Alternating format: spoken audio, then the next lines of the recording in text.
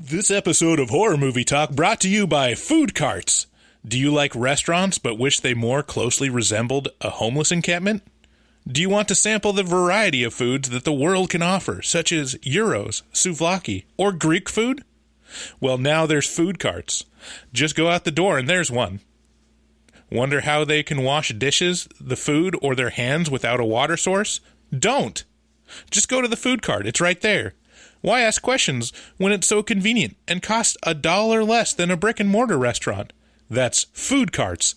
Find them wherever cars are parked. Hello and welcome to Horror Movie Talk, an opinionated and accidentally funny horror movie review show. Your schlubby hosts each week are Bryce Hanson, the cool collected nihilist, and David Day, a cool guy who is always cool. New theatrical releases always get priority, but we also review older horror movies, both good and horrible. I'm Bryce Hanson. And I'm that David Day guy. We've got a great show today. We have... somehow I'm actually excited about this one. I'm excited. Much more than Tetsuo. Yay! We just recorded an episode on Tetsuo, but that'll come out later whenever we, want to release. You should be clear. Tetsuo the Iron Man. There's like 3 or 4 Tetsuos. Right.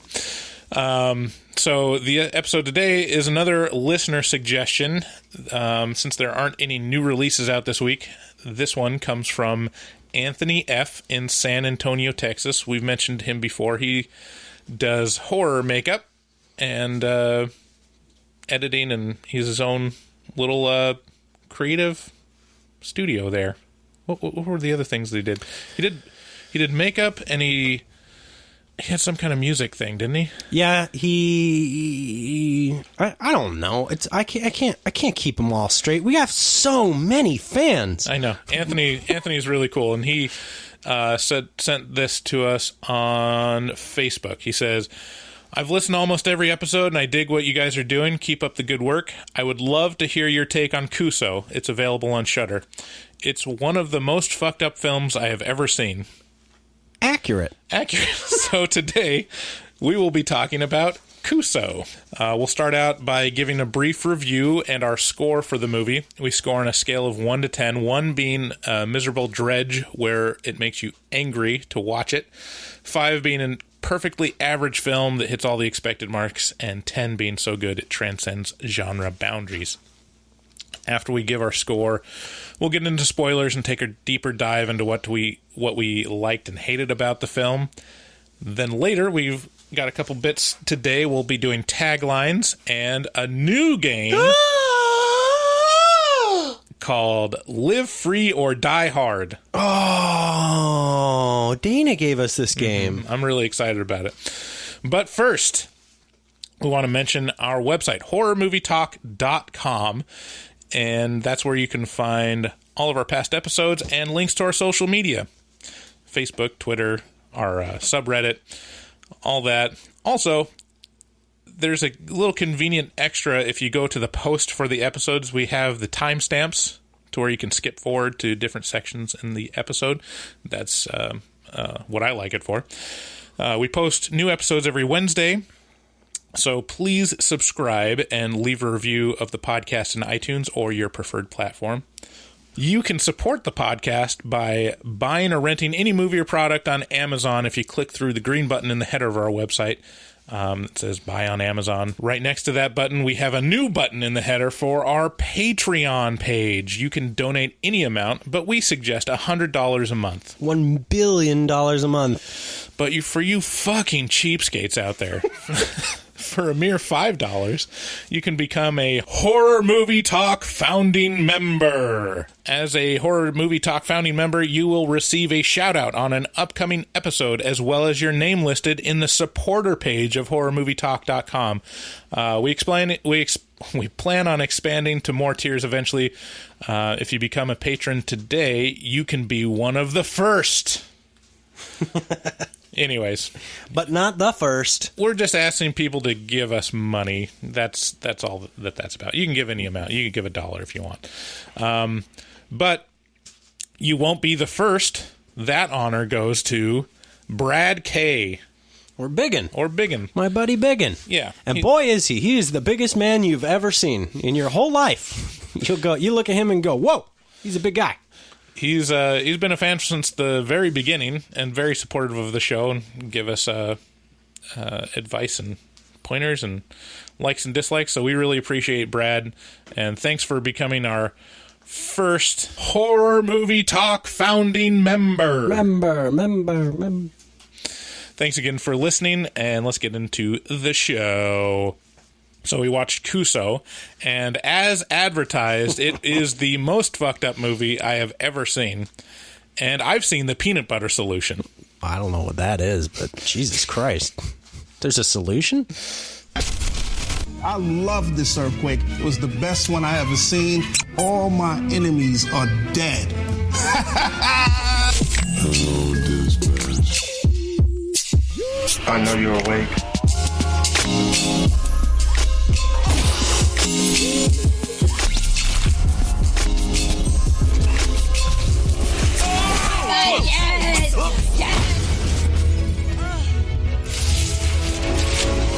An hour and a half is a real long time. I don't think I can stick around for that long. You know you want it. You know.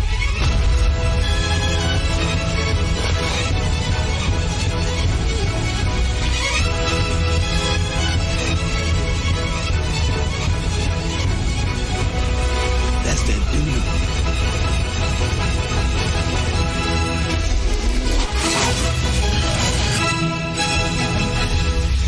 I fucking hate this movie.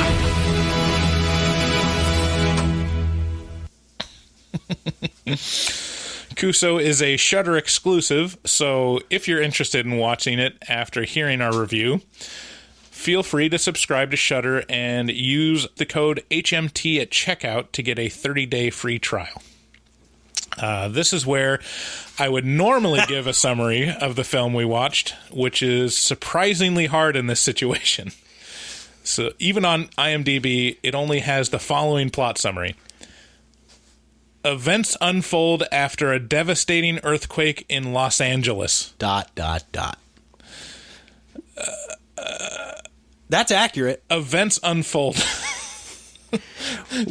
How unspecific can you get in terms of a plot summary? It's pretty. That could describe any number of movies. That could describe Volcano. Mm-hmm. That could describe that skyscraper movie. Mm-hmm. That's just all movies. Yeah, basically. I mean, because everything happened after an earthquake at some point in L.A. Yeah, exactly.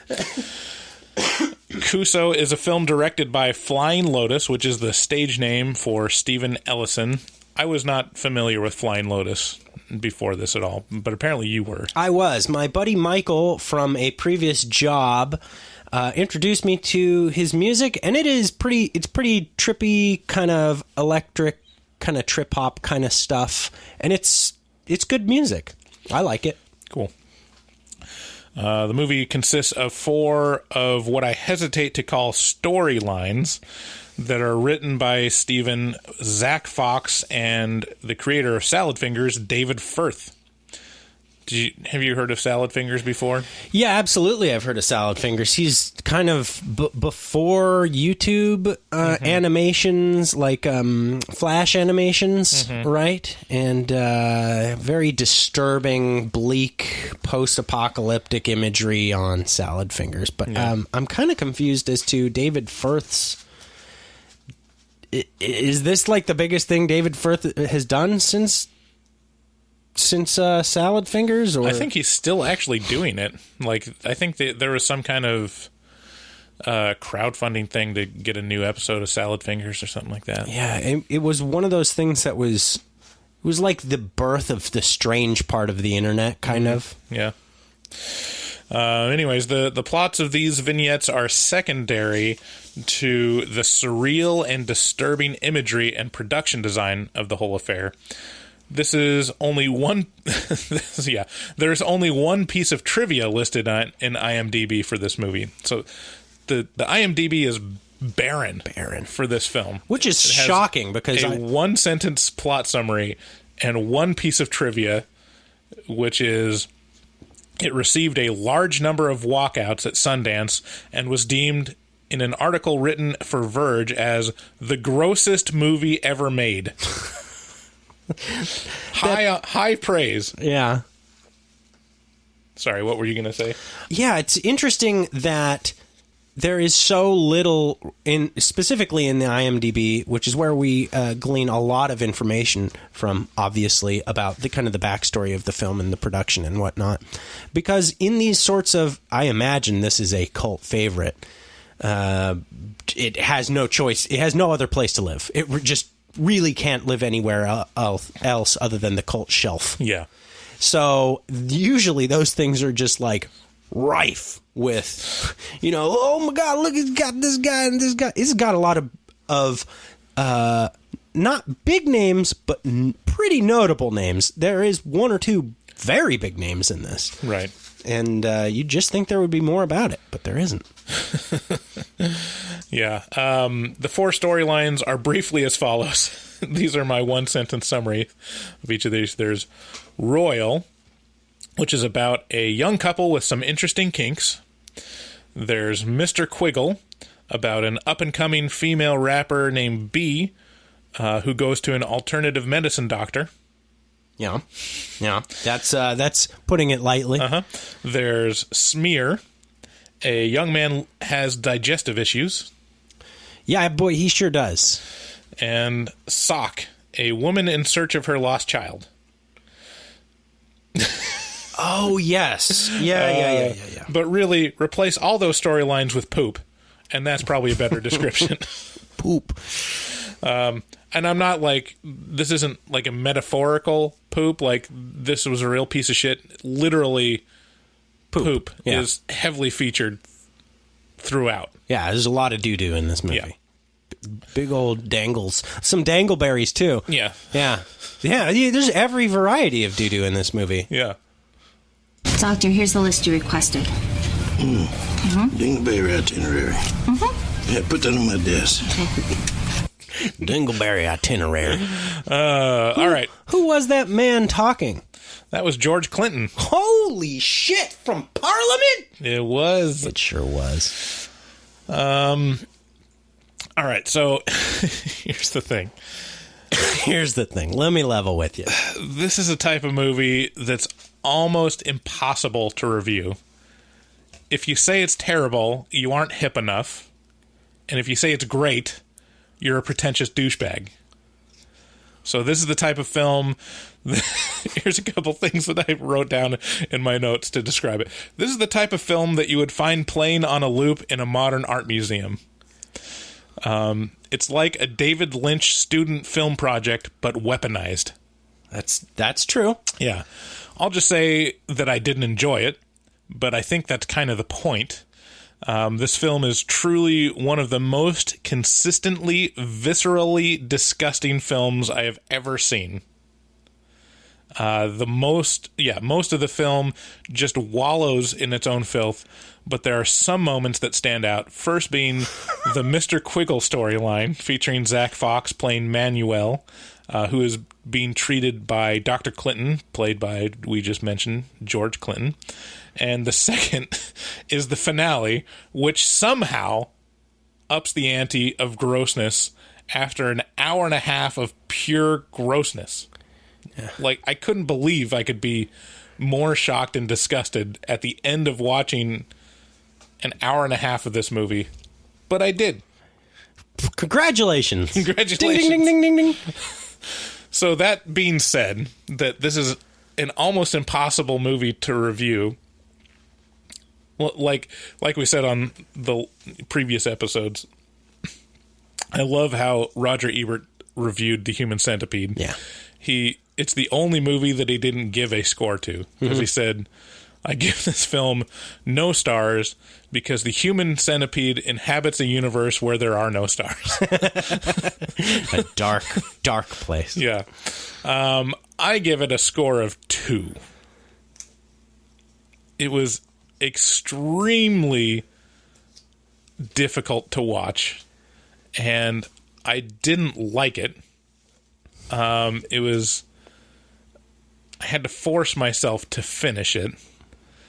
But in terms of like, that's the other thing. It just wasn't super engaging. Like there's only a couple moments where it was like, okay, there's like this little oasis of something happening. Yeah. That's like the other part of this movie is like nothing really happens and the stories aren't really told. Right.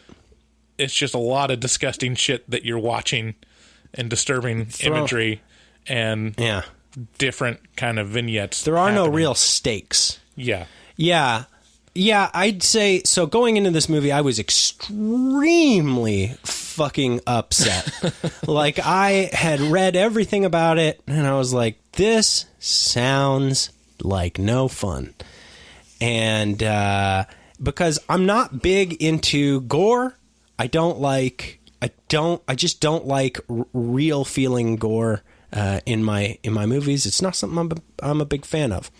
So I was shocked when I was entertained and even elated throughout this movie, to the point where I enjoyed watching it quite a bit. Elated. This movie was hilarious to me. It had no choice. I had no choice but to laugh at so many parts of this movie because it didn't feel real at all. Mm-hmm. It felt like an Adult Swim commercial. Yes. The whole way through, this movie was an Adult Swim commercial come to life. And it was a weird, and I couldn't take it seriously, and I laughed out loud many times, and it tickled my dickle. Yeah. And dang it, I don't have the drop. And I don't know, man. I think I have been dancing around a 7 on this one. I think this is a 7 for me. Wow. Because it was so much fun. Like, it was interesting. Tickle your dickle. It was just it wasn't anything that I thought it was going to be. I thought it was going to be horrendous gore, and it was just funny schlock. Yeah, it's very, very schlocky. Like, yeah, I mean, like I said, it's hard to. I mean, is this a good movie? No, like I can't say it's a good movie. Right. It's not really a movie. I wasn't. The only reason I give it a 2 is that I wasn't angry at it. Like, I wasn't pissed off that it was ever made and that I had to watch it. There were a couple moments that I was like, all right, this is pretty funny, or just like kind of non sequitur lines that happen. But for the most part, it was miserable. It's a miserable viewing experience. I don't ever want to watch it again. I would watch this again. But, I mean, really, that's kind of the point. I mean, that's the other thing that the case that can be made for it being a good movie is that it is very intentionally and creatively making you feel really viscerally disgusted. Yeah. Throughout. And in that sense, it's very successful. Yeah. Like, more successful than most movies that would try to do that. Right. Would pull off. There's another aspect of this, which is, like, I don't like movies that feel real and that are super, super, super gory or intense or violent. Like, ultra violence, it's upsetting to me because especially when I have empathy for the characters. Right. When I feel worried, it's a feeling thing. It's empathy. Right. There was no empathy in this movie. I couldn't feel for anyone.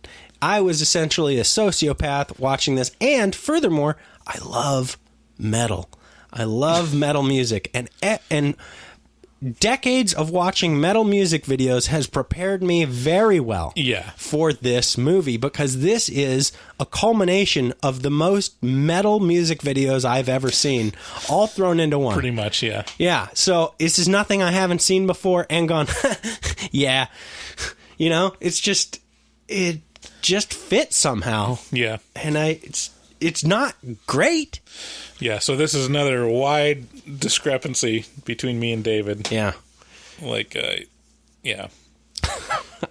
My notes on this are hilarious. All right, well, let's get into spoilers. All right. Just spoil this game for Kuso.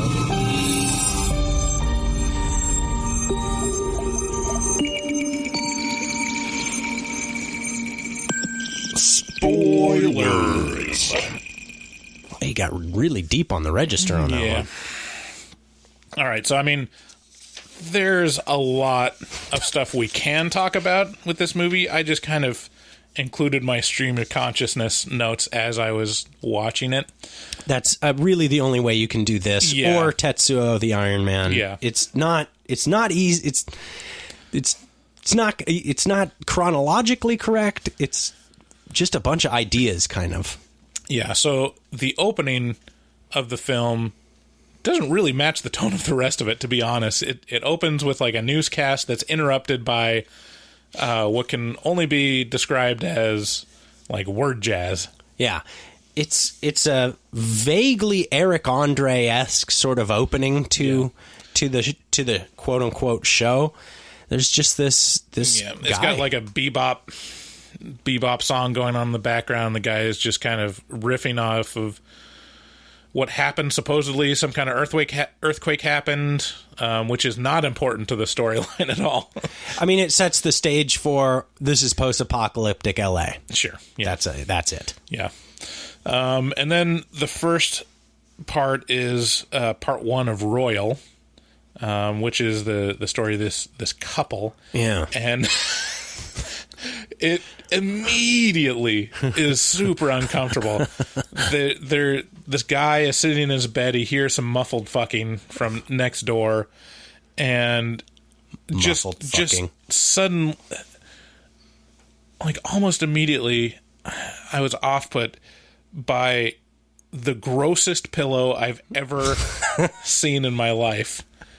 Like, it's one of those like small details that you're like, oh my god, this movie is like how disturbing can a pillow be? Full of that. This movie has so many details like that. Just gross stains and sticky shit, and just looks like someone. Have you ever been on Reddit and come across the infamous post of the cum box? Yeah. Yeah, this was like the cum box except on a pillow. Yeah, it was pretty nasty. And so they're like making out, him and his girlfriend. Hey, you know what you should do? I'm sorry to interrupt you, what? But you should include the cum box post in our horror movie talk. Yeah, I should for sure. If anyone likes Kuso, they're gonna love the cum box post. Oh yeah, it is vile. I was actually considering, like, I have the podcast marked as mature, and I was like, can we go higher than that? We don't really. I mean, we're not really like mature content. We say fuck a couple times. I mean, we're pretty PG-13. And I was just about to change it, and then we came across this movie. Can't do it. I can't. No, can't do it. This is bad. Yeah. So this couple.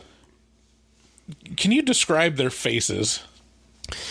Yeah, so they kind of had like hepatitis. They were kind of in the middle of an outbreak.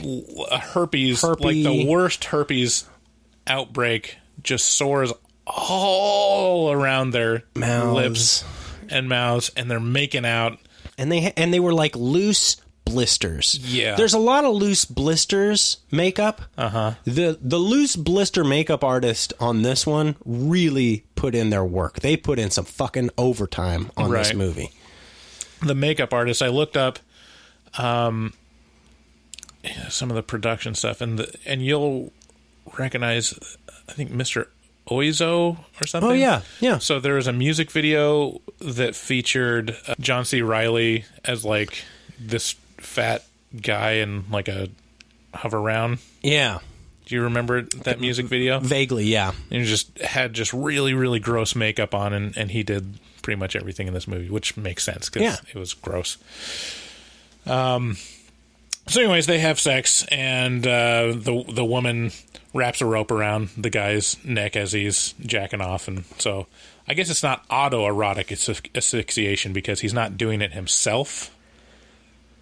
Yeah. I think that would be the auto part. So it's just erotic asphyxiation. Right. Which seems a lot scarier to me, although it's probably much more safe. But to have someone else choking you, like, ooh. Yeah, you got to be on good terms with your girlfriend or wife. Like, you wouldn't want to have a fight. No. I wouldn't want to have makeup sex with this girl because she'd probably just be like, maybe I'm not made up. Maybe I'm not so happy, though. Yeah. And then, I mean, I can't even describe how. So he gets off. I mean, I'm going to use the word gross in this, but I can't. I should have looked up a thesaurus. Vile. Different words for gross. He comes and turns around and just like smears it on her cheek in just like the most disturbing, nonchalant way. And she's like, oh, God. Oh, yeah. It's just so bad. And then she sings him to sleep. And so I was wondering, is this the type of musical that you like? I love it. This was, I mean... I know you hate musicals, but there are several musical numbers in this movie. It could be termed as a musical. This really... Every part of this was it was such a weird transformation because about halfway through the movie I realized I liked it a lot. So it was like me like kind of in the fetal position for the very first couple minutes of this, and then this cum thing happened and I was like that's kind of I'm scared of what's going to happen next. And then like slowly I loosened up and I was like like it was just hilarious to me. I think the viewing order of the last two movies we saw would impact us differently. Yeah, because you watched Tetsuo first. Yeah, which is a hot fucking dumpster fire of like imagery and sensory overload, and then you watched this, which is still super intense, but it must have been just a relief. By comparison, oh yeah, for sure. Yeah. Kuso was a breath of fresh air compared to Tetsuo. Yeah, and then for me, I watched Kuso and was just inundated with the most intense, visceral response from myself from a movie. And then I followed up with Tetsuo, which just made me... Even worse. Made me sink into depression. Yeah. It's been less than like 12 hours since I watched Kuso or Tetsuo, and I'm just like, I fucking hate my life. There's an element because of this movie, and it's going from Kuso to Tetsuo, and so yeah, I didn't think that it could get much worse than Kuso when I was watching it. Yeah, but it can. There's definitely an element of the relief from Tetsuo, but no, it does. Kuso does speak to me on a primordial comedy level. Yeah. I mean, there's, like I said, it's got some shining moments in it. So the other thing I was going to say, throughout this movie, I wrote the note: the production design provided by hoarders. Yeah, man. In both of these movies, Tetsuo and Kuso, the amount of effort that went into making shit look like a total train wreck of a fucking mess was... Yeah, it's something that you step back and you're like, people did this. Yeah. Like, normally to see something this disgusting, you would have to like... It takes years to get things this gross. Someone for a couple decades of negligence. Right. It takes several years to get this gross. But this was intense, focused effort to create disgust. Yeah. And then they by golly, they got there. Then they cleaned it up afterwards, I imagine. Yeah. Unless these are like sets on the Paramount lot. You know, it's like, and this is the Kuso set. Here we have the Field of Buttholes. Yeah, I mean, it amazes me. That's what amazes me about movies like this, is that all this stuff takes as much or more preparation as a normal movie. Like, someone has to prep all the fake poop. Someone's got to create, prep, place, and film fake poop. Let's get that bucket of poop in here. Where's that shit bucket? All right, then we're introduced to the next vignette titled Smear. And this one is just a much more traditional avant-garde section where it just exists in weirdness. Yeah.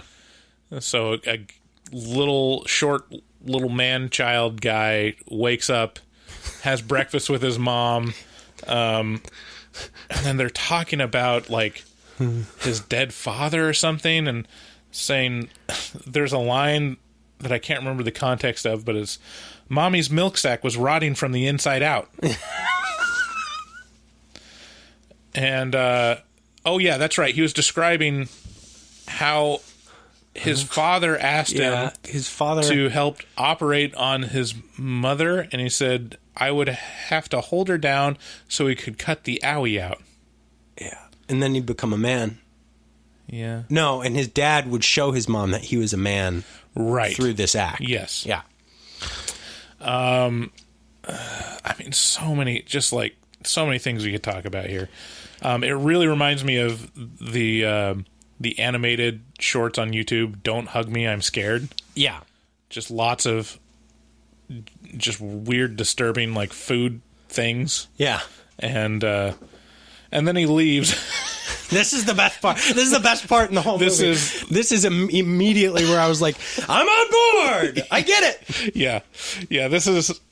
So he leaves, and as he's, like, getting in... Does he get in a car? It doesn't matter. He just walks out of the house, and he's like he's walking to school. And then on his way out, he is passed by just this conga line of big black dudes. Tremendous hulking black men. That... you only assume are going to run a train on his mom. Because his mom's standing at the door and, like, greeting each of these big black dudes. And she's like, come on in, come on in. And the last guy picks her up and is like, And carries her through the threshold. So this kid's walking to school, watching all these big black guys getting ready to run this massive train on his mom. And I'm just like, yeah! That's fucking so messed up. Yeah. And then he goes to school and he shits himself. Yeah. And the teacher's like very interested in what happened because there's this whole thing is permeated by just fart sounds. Yeah. Fart sounds are the name of the game in Kuso. It's like there's just fart sounds everywhere. And one of them gets the ear of this teacher, and the teacher's like, well, it's kind of interesting because it feels like he's very, very humiliated by shitting himself in class. But in this world, that seems like the most normal thing in the entire universe. All these people with tumors and loose bowels. Yeah. Yeah, it seems like it would be okay. Normal. Anyways, he's shunned by the classroom, and all the kids are laughing at him, and he goes out into the woods. Find his field of dreams. Oh, fuck, not the woods. Nothing good ever happens in the woods. And nothing good happened in the woods. So he goes out, and this was like a really weird, surreal part. He sees a raw chicken swimming in the stream. Yeah. And giving birth to, like, some kind of pig thing. Yeah, it made squeals like a pig. And then I can't remember if it's the kid himself or some other guy. There's this other guy looking in the stream at this big chicken that's sitting in the stream, and the chicken starts to like give birth to something, and then instant boner. And then the dude's like boing, boing, this huge boner pops up in his pants. It's so weird. And then the kid finds just a random, what I can only describe as a random anus in the woods. Mm-hmm. Yeah. Mm-hmm. Mm-hmm. I mean, it happens to everyone occasionally where you like stumble upon something that's just not, you're like, what is that? That seems out of place. Yeah, giant like manhole-sized anus poking out through the woods. Yeah. Like a prolapsed anus coming from the ground. Right. Yeah, like a pink sock. Yeah. Jesus. And then the anus has like a tongue coming out of it. Yeah. To where the kid who just freshly pooped on the ground goes back, picks up some poop, and smears it on the tongue, which just laps it up like a hungry dog. Yeah, there's poop everywhere. Poop everywhere. Poop for days. So anyways, that's why it's called Smear, and that's just part one of that story. So interesting thing about Flying Lotus is he has done a lot of work with Adult Swim. And yeah, that makes sense. He's done a lot of music for a lot of Adult Swim. You know, he's been featured on Adult Swim. He's done a lot of music for a lot of the shows on Adult Swim. He obviously has ties to Tim and Eric. Yeah. Just because Tim Heidecker is in this movie. I believe, Eric Andre show is on Adult Swim, and Hannibal Buress is in this movie as well. So, but that vibe is so strong. That Adult Swim vibe is just, it permeates this whole movie to me. It just seems like this is what Adult Swim is like behind the scenes. This is their headquarters. Yeah. That's what it feels like to me. Yeah. I wrote down at this point, this is going to be a long movie. When he smears the poop on the tongue in the butthole. Yeah, no, that's that's definitely the part where you know you're in for a ride. So yeah, let's talk about the sound effects throughout. So you mentioned all the farts, just constant stream of every type of fart sound effect you could find. He just found they found the CD with 500 fart sound effects and got their money's worth out of it in this movie. There's all the standard ones. You know, there's these canned sound effects that every movie uses, and that your ear goes, "Oh, I've heard that fart before." Yeah. So if you've seen The Labyrinth, a really great movie from the 80s, one of my very favorite movies, a Jim Henson movie, there is the Bog of Eternal Stench. And in it, there's a bunch of buttholes in a bog that are like, right. And a lot of the sound effects from there are in this, and a lot of the imagery from there is in this. The steamy swamp that's just full of buttholes, just like. I forgot about that. Yeah, that's great. The Bog of Eternal Stench. The other sound effects that are used throughout is there's some very recognizable cartoon sound effects. Yeah, blink, blink. Like the blink sound effect and getting poked in the eye sound effect. Blink. Yeah, just lots of Three Stooges-esque or Looney Tunes-esque sound effects throughout. And then at one notable moment, lots of sound effects from Mortal Kombat. Yes. The video game. Yeah, there's actually a few callbacks to video games. Yeah, video games and like specifically Super Nintendo. So at the start, in that first sketch where the guy hears the muffled sex sounds, he kind of like has it pans around the room, and there's a Super Nintendo with a cartridge in it that says in stylized font Flying Lotus on it. Oh. So cool. There's a callback to that. There's a lot of video game sounds and references. Yeah, and even above the prolapsed anus in the woods, there was like some kind of floating coins or something that he was supposed to get. Yeah. So this movie, just in case we haven't covered it, is basically you can skip at any point in this movie and come across a disturbing image. Oh yeah, the whole thing is made of them. It's the movie made of disturbing. It does not let up. It's just one situation that's disgusting after the other. Yeah. All right, and then so the other storyline. This is the smallest storyline called Sock, and it has this woman crawling around. Like the synopsis said, she was like eating concrete or something, and one of her only lines is, "My baby is trapped behind the concrete, and I can't reach, and I need to eat her to survive." Yeah, she mumbles a lot of stuff. Yeah, and then she is directed by an unseen voice, which you assume is the voice of God, I guess. Satan. She's praying.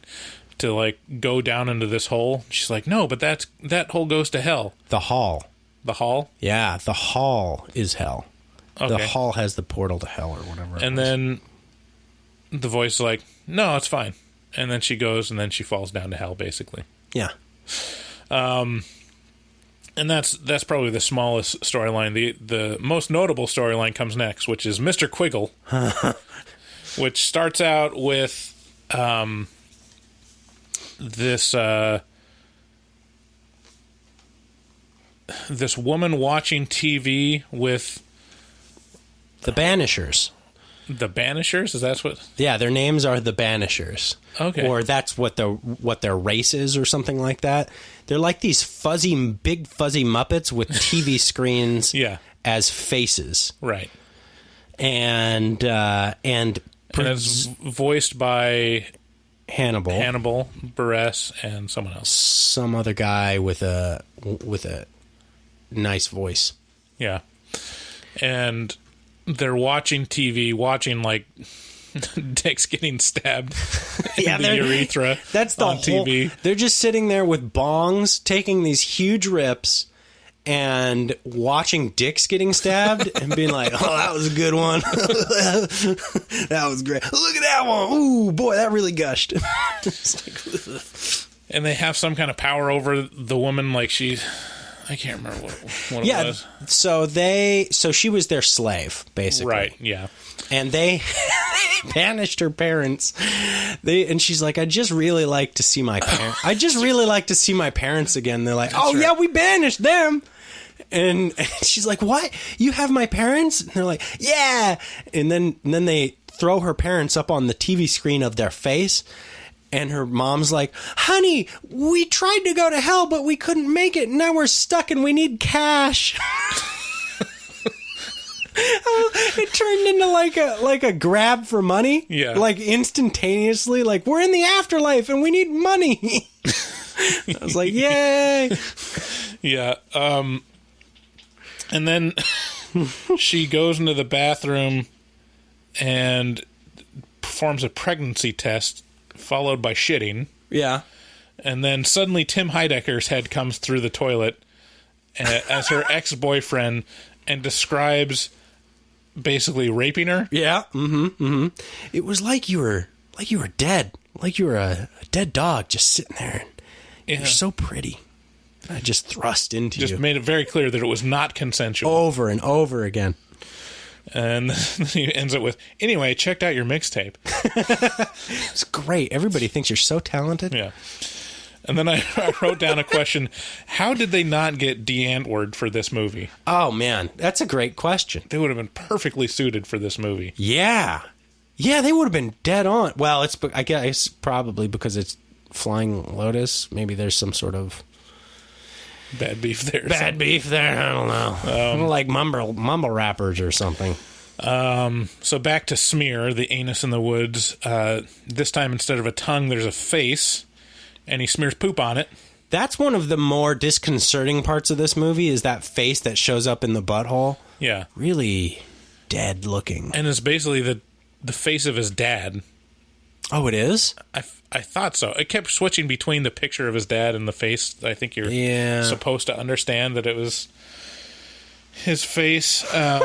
His and face. Then there's a green lightning bolt that comes out of the butthole and strikes the kid in the head.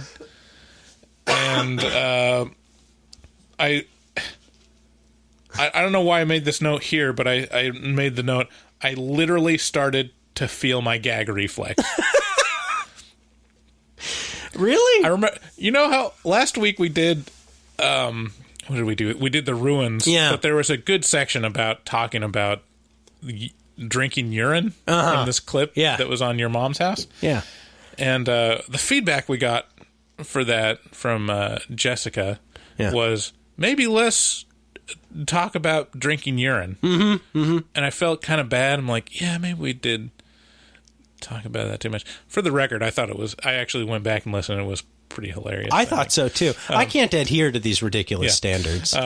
But I'm sorry, Jessica. This this episode is not good news for you. If you do not like hearing about people drinking urine, you should not watch Kuso. She checked out ages ago. Yeah.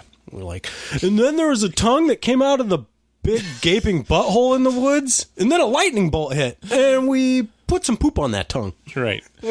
All right, back to Mr. Quiggles. So the woman rapper is in this doctor's office to get checked up for a pregnancy test or whatever. Yeah. And then it kind of switches to this other character, Manuel. Manuel. I don't know if it's Manuel. Kind of like sitting next to her in the waiting room for this this homeopathic doctor.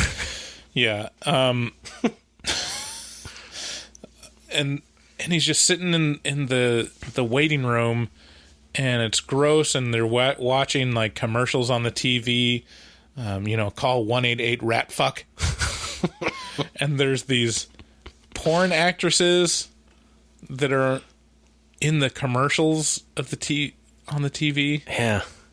And I thought, like, is this the most embarrassing thing or the least embarrassing thing that they're doing today? Right. Yeah. I mean, I don't think, I don't think that's fair. And in fact, I think porn actresses get offended when people are like, "Oh, I'm sorry. I'm sorry you're a stripper. I'm sorry you're a porn person." So, shame on you for slut shaming them. I was slut shaming. I'm sorry. So, yeah, I'll skip over that. The important part for that one is it comes up when it comes back to it. So it goes back to Sock, and the voice comes and it says, "Do not fear the feces, for that is your baby." Jesus, the implication there, and then throughout the whole movie, there's a lot of interspersed animation that reminds me a lot of this YouTube animator Syriac. Ever seen his stuff? That, and then the other, it's very reminiscent of just a very, very fucked up Terry Gilliam style, Monty Python-esque style. That animation reminded me very much of an Infant Annihilator. Okay, so my very favorite metal band right now, and for the past couple of years, has been a band called Infant Annihilator. And one of their videos is done in this exact style, and it seems like it's probably done by the same guy. The video is called Blasphemian, and you can check that out if you want to see more of this really strange, kind of like overlaid animation, I guess. It's very strange. Yeah. Yeah, it's fucked up. All right, so now we get back to Mr. Quiggles.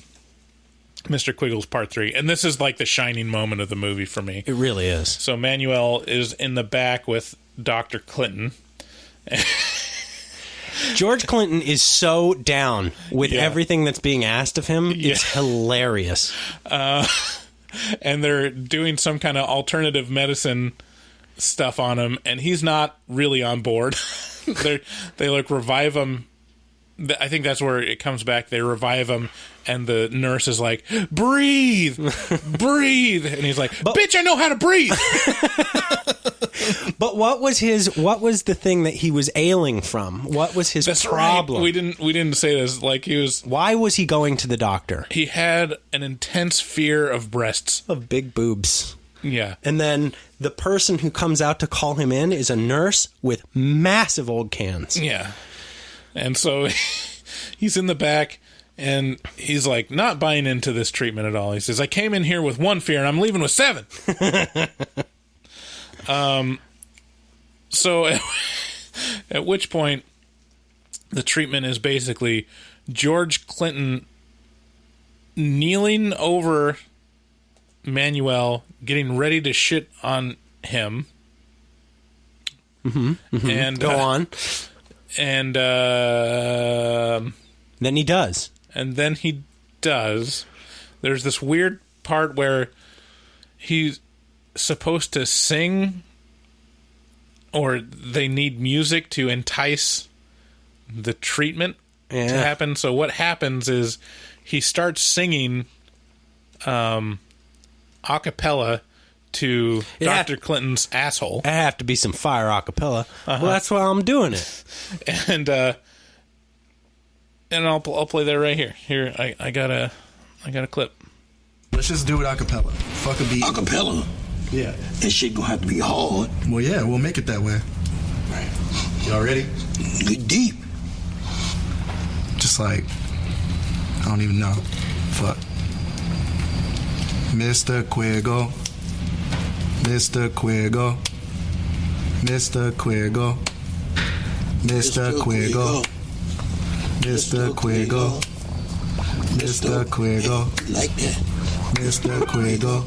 Yeah, he's feeling that. Mr. Quiggle, I gotta talk to you. Got a whole lot of shit to do. See you up in that ass. Let me talk to you right fast. Oh, yeah, talk to me, nigga. Before I pull this trigger. I've been in this bitch all day. oh, shit. Oh, my God. So, describe the actual treatment. What happens next, David? Well, there was, remember Men in Black? And there's those little guys who are like, "Hey, Zed, how are you?" Like giant crawfish. Yeah, like big old crawfish. One of them lives in George Clinton's butthole. And he comes out and kind of bestows... What happens is he's instructed to basically tear off one of the tentacles. Yeah. And drink down as much of the stuff that comes out as possible. Mm-hmm. And so he rips off this tentacle and Mr. Quiggle. Just a faucet of rancid pus comes out into the guy's mouth. Yeah.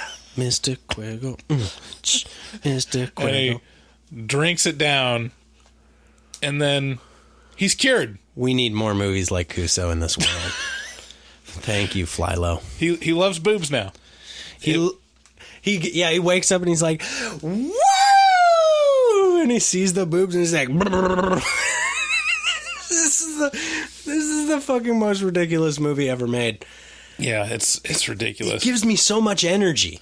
Yeah, it's fun to talk about. This is definitely like one of the most fun movies to talk about. I mean, maybe the only one funner so far is probably Sleepaway Camp. Yeah, for sure. Sleepaway Camp was a lot of fun. Yeah, if you haven't listened to our episode of Sleepaway Camp, that's my favorite episode and probably Bryce's favorite as well. I'd like to bring up a point. This is not a horror movie. This falls into the horror camp by default because there's nowhere else for it to live. Yeah, I mean, well, no, there's definitely body horror elements of it. Yeah, I guess so. Heavy body horror, and more in terms of disturbing, right, than anything. I think what this really is an exploitation film. This is a film in the vein of exploitation films of the 70s. And I convinced you to see Chillerama, didn't I? No. I think I did. The movie with the sperm that grows and then takes over Manhattan? No. Oh, okay. So it's another exploitation film that I love a lot. And it's just fucked up and weird. And that's what this really is, I think. Yeah. Is kind of just this really camp sort of thing that exists. Okay, it cuts back to B, and she walks in on Tim Heidecker fucking something. Yeah. And you get the full-on experience of seeing Tim Heidecker's ass. His whole naked body. From the back as he's fucking something. And it's like... He's a thick boy. Not flattering. He's a thick boy. Yeah. And he's fucking this... It's like a biological sex toy. It's like a living sex toy. Yeah. That's like built out of just like vaginas and buttholes and mouths and stuff. Yeah. And it's just this big fleshy thing. And as he's doing it, there's all these... Lots of like squishing and fart sounds. He's just, that was pretty funny and gross. And I think it was in her apartment or something. She's like, what are you doing in here? He's like, is that supposed to be me? And he's like, Anyways, I think she kicks him out, and then she's got a restraining order on him. She's got a restraining order on him, and then it's got the banishers or whatever, and it's what I can only describe as a Mortal Kombat abortion happens. Yeah, it was great. I mean, this movie's got everything. Yeah, it does. I mean, if you want to be offended, if you want your sensibilities offended, finish her. If you have like a grandmother that's really into Emily Post and like is offended if you blow your nose at the dinner table, like if you want to just give her a heart attack and just end her, yeah, there's Kuso. Sit her down and make her watch Kuso. Oh yeah, for sure. Yeah, finish her. Abortion fatality. Yeah, fatality. And toasty, and then they smoke the fetus. She smokes it. She's like, we should smoke this, you guys. And the banishers are there, and they're like, yeah. So inundated with moments that it's hard to cover them all. Yeah, in this. That's my and we. By the way, in the Mr. Quiggles part, one of my favorite parts in that was he's like thanking the little guy up in George Clinton's butt. Right. He's like, "You cured me, little guy," and so there's a camera inside George Clinton's butthole looking out at him, and he's like, "You want a fist bump?" So he goes. He fist bumps George Clinton's butthole. Yeah. I didn't think I'd ever say those words in that order. That's the question I had. Was that a stunt ass, or do you think that was just what George Clinton's butthole looks like? George Clinton was remarkably into this. Like, he was down with every part of this, so probably the latter. It was probably his butthole. All right, to round out the film, the finale that I mentioned was also the other shining moment, was Ending Royal, the story about the couple. And woo! Yeah. This was very funny as well. Yeah, this is the other thing that I wrote down as an impression of this film is this is like a live action movie of Ren and Stimpy close-ups. Yeah. Like if you're watching Ren and Stimpy and it has like the close-up shot of the still illustration, yeah, or it's just like a face full of pus and veins and whatnot. Effort. It's like a live action movie of just that. Yeah. So gross. And so it's revealed that the woman in this relationship is hiding a gigantic living boil on her neck.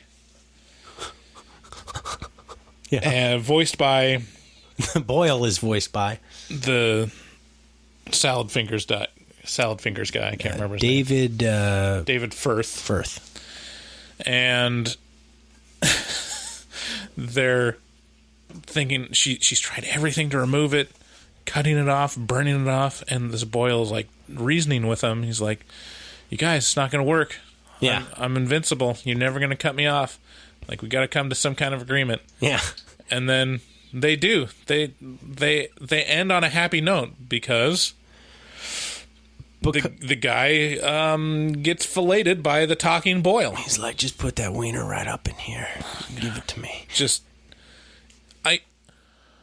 I can't properly describe how disturbing this moment was. You mean how delightful? Disgusting. Delightful. Like full on a dick getting sucked by a talking Boyle. Yeah, it doesn't shy away from showing that. Showing the pretend dick, but nevertheless the depiction of a dick being sucked by a puppet, a sticky puppet Boyle. Ugh, shaking my head. Oh man, but it is so fucked up. It's hilarious. One of the most fucked up things I've seen on film. It's was that moment. It's definitely impressive. And, yeah. They really revel in the cum. Yes. A lot. Cum and poop. Mm-hmm. Yeah. And pus. Mm-hmm. That's all fair to say. Not so much urine, actually. A lot of farts. A lot of farts. Yeah. Anyways. You know what? Before you end, I would like to say, I mean, we've had this discussion in the past, but there's a lot of bad boobs in this movie, Bryce. There definitely are. You have to admit that. Yeah, there's some bad boobs. Yay! In there. Yeah. Okay, good. Yeah, I draw the line of boils on boobs. Mm-hmm. Like, I don't care how perfectly formed they are. If there's a boil the size of a silver dollar, yeah, it's poking out. Like, I'm just not that interested. I'm gonna get fired for this. For this episode. I'm thinking about it, I'm like, well, if anybody listens to this, I'm just fired. All right, so final recommendations. Who would like this? This is what I wrote down. If you like the show Hoarders, but only the bathrooms part, you might like this. Also, if you like Harmony Korine's films, like he made Gummo. Okay. If you like his films but wish they weren't so mainstream, yeah, it's hard to. You'd probably like this movie. When you wonder if he feels, like boxed in, like he can't spread his wings and fly, not like Flying Lotus. Mm-hmm. I think if you enjoy Adult Swim humor, if you get high as a fucking kite and you watch weird shit and that's delightful to you, this movie is great for that. Or it could be your worst nightmare also. But I had a really pretty good time watching Kuso, so thank you, Anthony. I did not expect it to be this way. I fully expected it to be like, boo, I hate it. Yeah. Again, I think it's just the experience of watching in the order that we did. That definitely had an effect on it. But like I said, I mean, I've been watching metal videos that are as bad or worse than this my whole life. Yeah, it's really hard to score it. It is hard to score because it's not what you expect. It's not average. Yeah, it's got good parts in it. Like it's very intentionally made. Yeah. And it succeeds in what it's trying to do, but it is just an absolutely miserable experience watching it. Vile and reprehensible, for sure. All right. So that was Kuso. Let's move on to Taglines.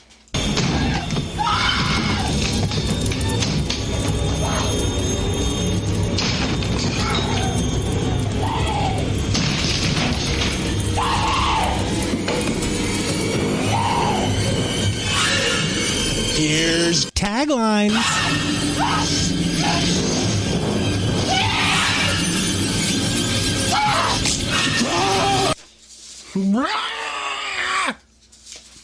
Gotta find my taglines. Okay, so Taglines is a bit where we come up with alternate taglines for the movie we just reviewed and pitch them to each other. So I got 4. How many you got? I have 1, 2, 3, 4. Okay, I'll go first. All right. Kuso. So many anuses. Kuso. Buttholes. Buttholes everywhere. This is the same damn tagline. It's almost like we watched Kuso. I know. Kuso. Kuso is Japanese for herpes flare-up. Kuso. You know that feeling where you like being strangled during sex and you also like being pooped on and vomiting a lot? And you also like to run trains on little old ladies and have vivid descriptions of rape? Yeah. Kuso. Kuso. You come out with stink like that? Poop. Poop mouth. Come out with poop out of your mouth. I like that one. Okay, do you have my levels turned up on my? Yeah. Okay, Kuso. pooping. Dang, why didn't I think of that one? That was great. All right. Stop pooping. Kuso.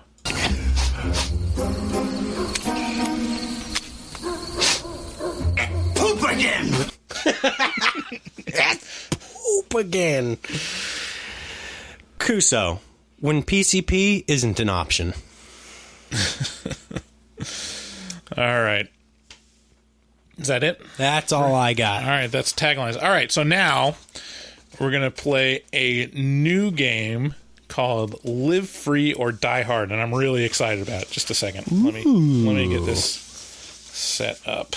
I got a theme song for it. Ooh, wow.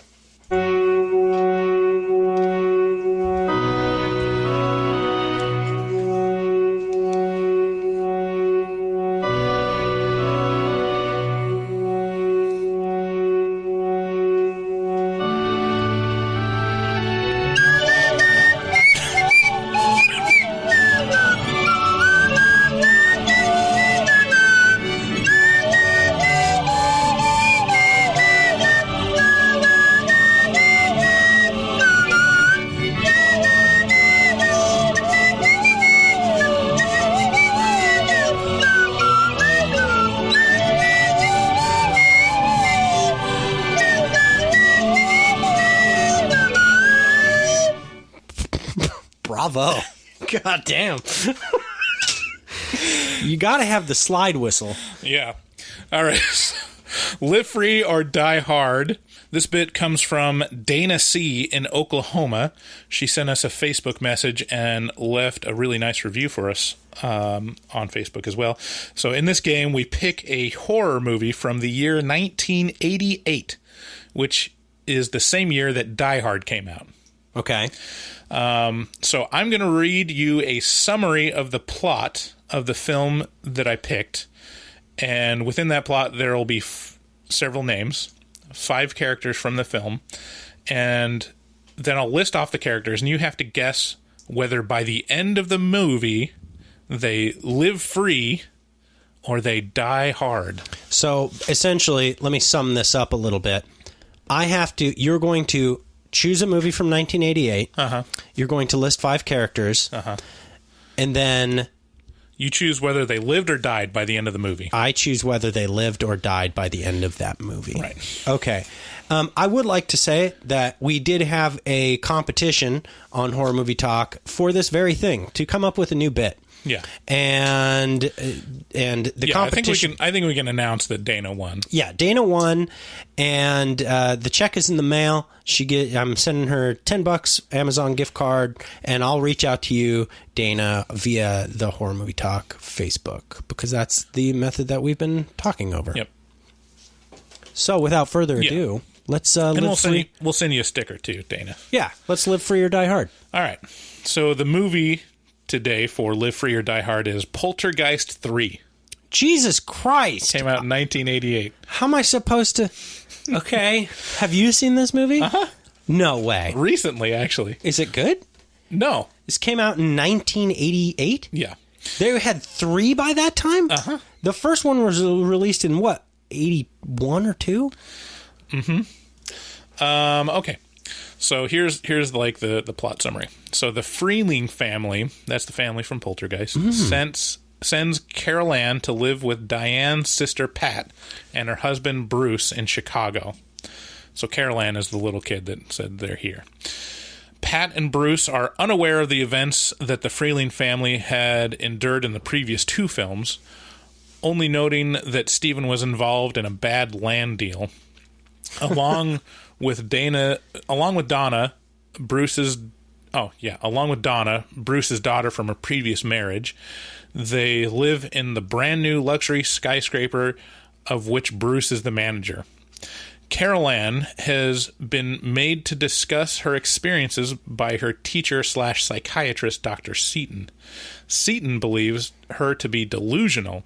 However, the constant discussion has enabled the evil spirit of Reverend Henry Kane, played by Nathan Davis, to locate Carol Ann and bring him back from the limbo he was sent during his previous encounter with her.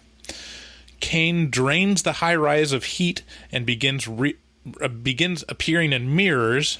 Not believing in ghosts, Dr. Seaton has come to the conclusion that Carol Ann is a manipulative child with the ability to perform mass hypnosis, making people believe they are being attacked by ghosts. Also during this period, Tangina Barons What a name. realizes that Kane has found Carol Ann and travels cross country to protect her. So Tangina is the paranormal psychologist lady, like the little tiny lady from Poltergeist that exorcises the demons. Okay, yeah. Okay. All right, so first character to predict whether they lived free or died hard is Tangina Barons, played by Zelda Rubinstein. Okay. The little lady. The little lady. Who's exorcising the demons. See, so if they made it to 3, this is my reasoning. If they made it to 3, they're in it.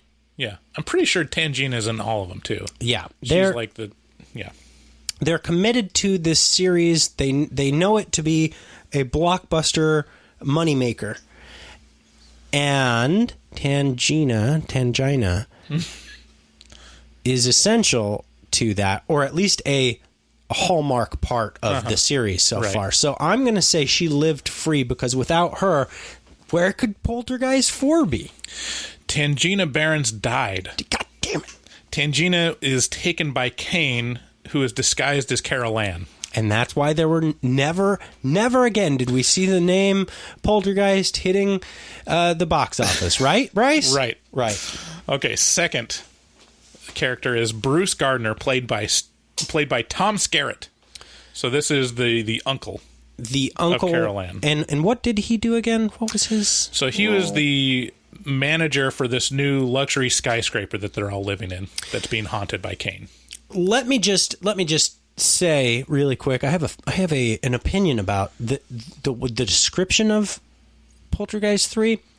It sounds a lot like, kind of like Ghostbusters 2, the Ooze one, and also Gremlins 2. Gremlins 2, yeah, new it's pretty batch. close. It's because like, it takes place in a skyscraper. Let's take them to the city. Let's put them in a skyscraper. Let's up the stakes here, people. Mm-hmm. And it's around the same time. Anyway, back to Bruce. Bruce Gardner, played by Tom Skerritt. Gardner. And he was put in charge of the little girl, right? He was her ward, if you will. Mm-hmm.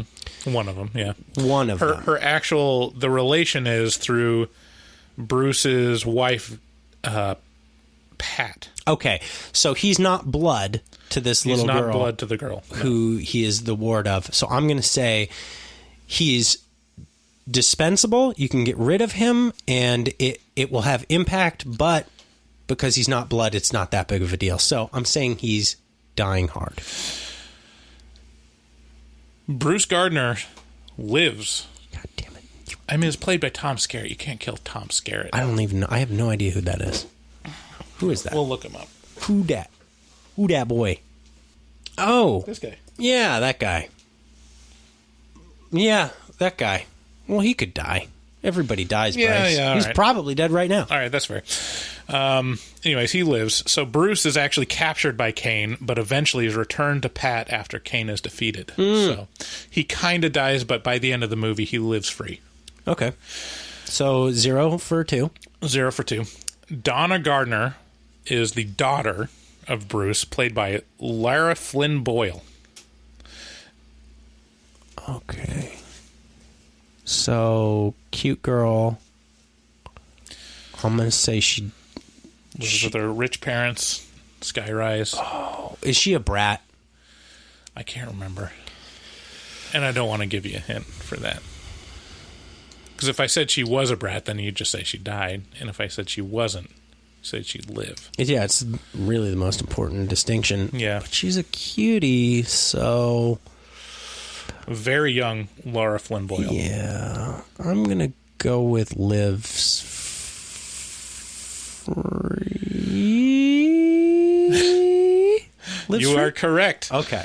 She falls into the other side via a puddle and eventually is returned to Pat after Kane is defeated. Like in that one Ewoks movie. Do you ever watch those Ewoks movies? Of course. Oh, man. I wish I could find those fucking things. And that part where they're in the river and he touches the river and he gets pushed under the river and he can't get out. It's like glass. Okay, I don't remember that part. Oh. That might have been just a fever dream of yours. No, that was definitely one. There's two of them. Yeah. Yeah, okay. I've watched both. I think we watched both of them, like, not super recently. It was before Penny was born. And they are not good. Like, they do not hold up. Take that back. Not as embarrassing as the holiday special, but that not super good either. It's astonishing that ever made the light of day. Okay, so you got Donna. Next is Dr. Seaton, played by Richard Fire, which is probably a really unfortunate name growing up. Richard Fire? Dick Fire. Dick Fire. Ooh, yeah, that's no good. Luckily, I don't think he was a redheaded. That would have been just the worst. Anyways, did he live free or die hard? He definitely died hard. Yeah, he died. He died. So Dr. Seaton believes he sees Carol Ann in an elevator. However, after Dr. Seaton approaches the elevator doors, Donna appears behind him and pushes him to his death below, down the elevator, the empty elevator shaft. Yeah, that makes total sense. That's exactly how I see him going out. Mm-hmm. I should have put that before Donna, because it wasn't actually Donna. It was Kane disguised as Donna. Ah. Okay, finally, Carol Ann, played by Heather O'Rourke. Did she live free or die hard? This is the little girl. Mm-hmm. She's not too little by this time. Right. She's probably like 12. 10 or 12. Yeah, okay. I really don't think you could get away with killing a mainstay of the series like that. So I'm going to say... I mean, they did kill Tangina.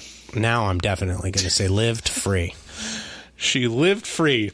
Yeah. This was the easy one. She staves off Kane with the help of Tangina, but later falls into the other side via a puddle with Donna, but eventually is returned to Pat after Kane is defeated. So a bunch of people are gone, and then Kane's defeated, and they come back. Fucking nefarious puddles, man. However, almost immediately after the initial filming on this movie, Heather O'Rourke died. Yeah, that poltergeist curse, right? Yeah, so they had to do some reshoots and like had to use like a body double or something for some of this movie.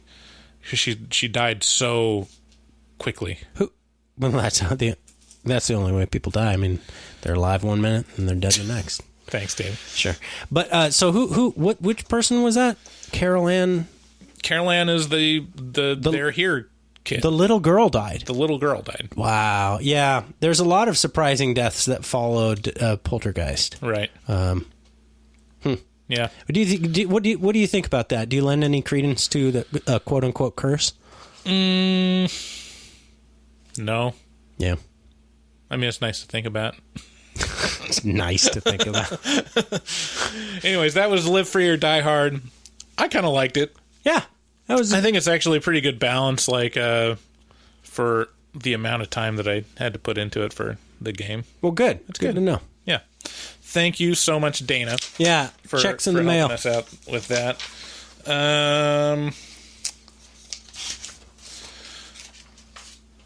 All right, and there we have it. You've wasted over an hour listening to two schlubs talk about horror movies. Yay! Your only comfort now is knowing that eventually you will die and this is all meaningless. Yeah, just like those people in Poltergeist Curse. In the meantime, thanks for listening to Horror Movie Talk. If you liked it, please subscribe and leave a review on iTunes, or if your platform that you listen on allows reviews, leave it there. If you know of anyone else that likes horror movies, send them our way too. This movie that we reviewed, Kuso, is on Shudder. If you want a 30-day free trial to Shudder.com, use HMT at checkout to get that.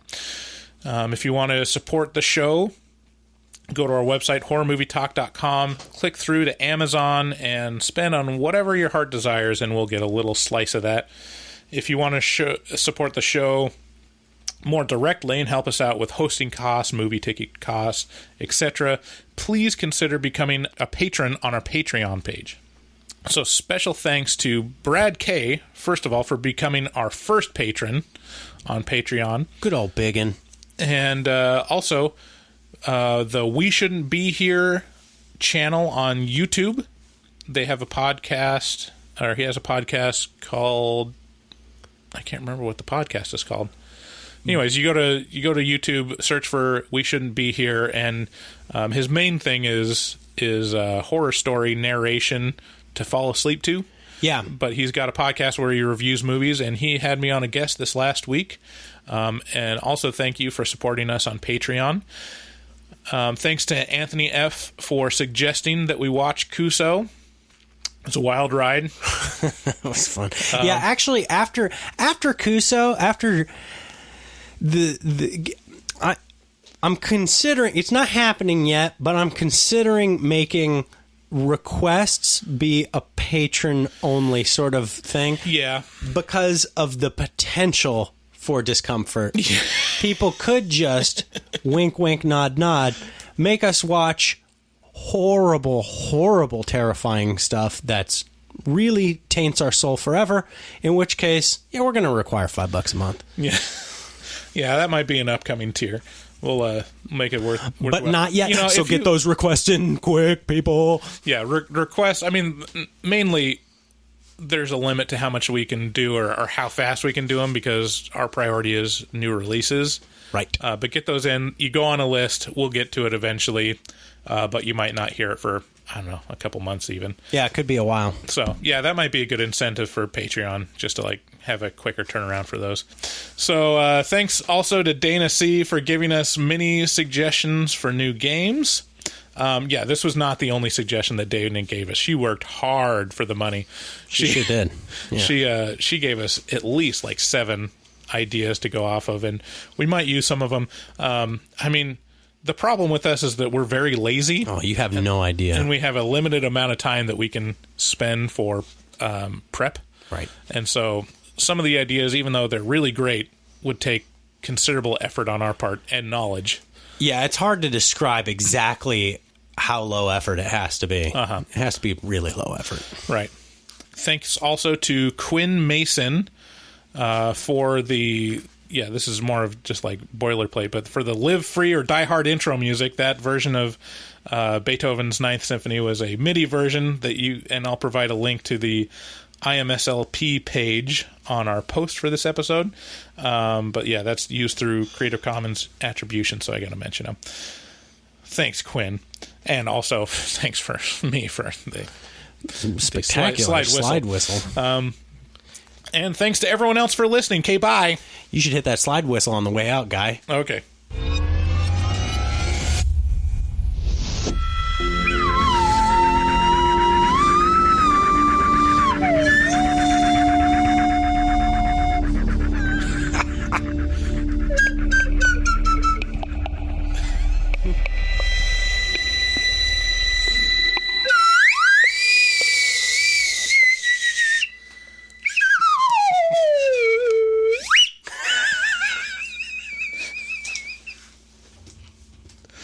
Oh, God.